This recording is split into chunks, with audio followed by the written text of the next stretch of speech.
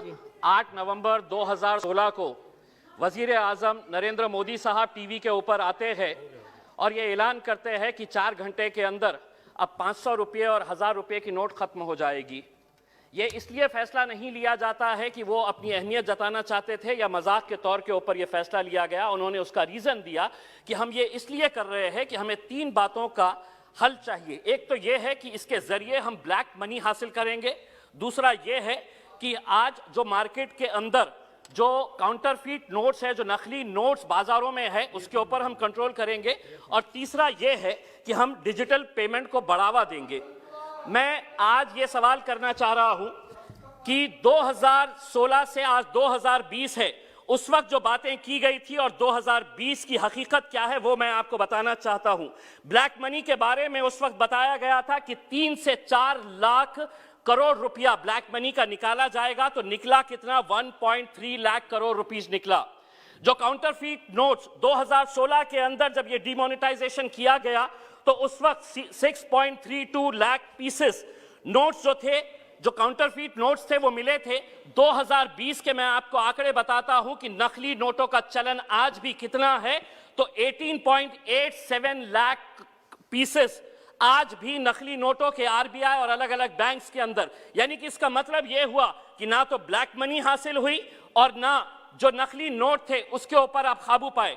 Digital payment यकीनन थोड़ा बड़ा है, लेकिन उसके लिए क्या इतना बड़ा फैसला लेना कि हम डिमोनेटाइजेशन करेंगे, ये गलत है। मैं समझता हूं कि उस वक्त जब ये फैसला लिया गया था तो इस सदन के अंदर बैठे हुए जितने भी लोग थे बड़े जोरदार तरीके से तालियां बजाए थे। आज मैं ये पूछना चाहता हूं कि क्या आप में इतनी हिम्मत है कि अपने सरकार और अपने वजीर आजम से पूछे कि आपने 2016 के अंदर हमको लाइनों के अंदर खड़े किया था और ये बताया था कि इससे ये हासिल होगा, लेकिन ये हासिल नहीं हुआ। ये बजट के भाषण का हिस्सा नहीं बनेगा। इसलिए नहीं बनेगा क्योंकि उस वक्त आपने गलत लोगों को गुमराह किया था। मैं अध्यक्ष महोदय आपसे एक बात करना चाहता हूं।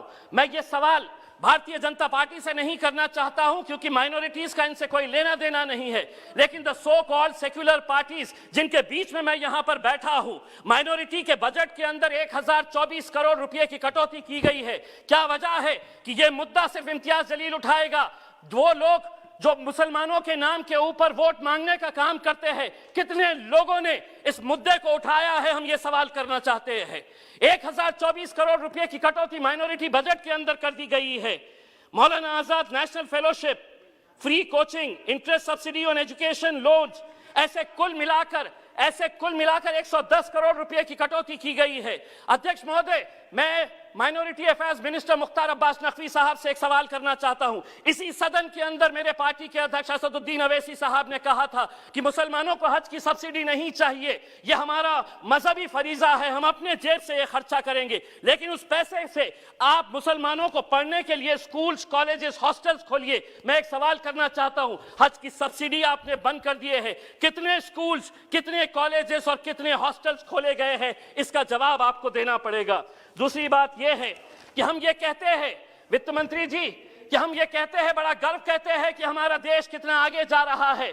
पेट्रोल और डीजल के मामले में हम किसके साथ मुकाबला कर रहे हैं? हमारे से आगे कौन कौन देश है साउथ ईस्ट एशिया के अंदर, जिसमें नेपाल है, भूटान है, जिसमें मलेशिया है और जिसमें पाकिस्तान है।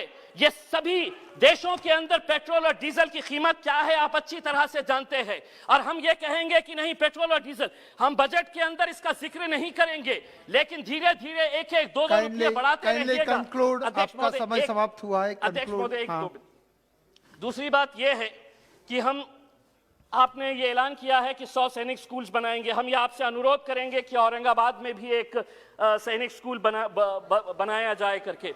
दूसरी बात यह है कि आप बैंक्स बेच रहे, आप एयर इंडिया बेच रहे, आप हर चीज बेच रहे, लेकिन आप बैंक्स अगर बेच रहे हैं तो मैं आपसे कुछ सवाल करना चाहता हूं। ये आरटीआई के अंदर आरबीआई के जरिए ये सवाल का जवाब मिला है कि पिछले कुछ सालों के अंदर 50 विलफुल डिफॉल्टर्स जो बड़े बड़े धन्ना सेठ है, जिसके बारे में अध्यक्ष महोदय सिर्फ एक मिनट, तो उसके लिए 68,600 करोड़ का राइट ऑफ किया गया है। एक पुणे में आरटीआई एक्टिविस्ट है विवेक वेलनकर, इसने 12 पीएसबी बैंक्स जो है पब्लिक सेक्टर बैंक्स, इसका सर्वे किया, पूरे आरटीआई से डॉक्यूमेंट्स निकाले हैं और उसके अंदर यह पता चला है आपकी दौरे हुकूमत के अंदर पिछले 8 सालों के अंदर, बस एक मिनट, पिछले 8 सालों के अंदर 6.32 लाख करोड़ रुपए लोन राइट ऑफ किया गया है। अब आप जवाब देते वक्त ये कहेंगे कि राइट ऑफ का मतलब ये नहीं है ये पैसा नहीं लिए, लेकिन सिर्फ महज 7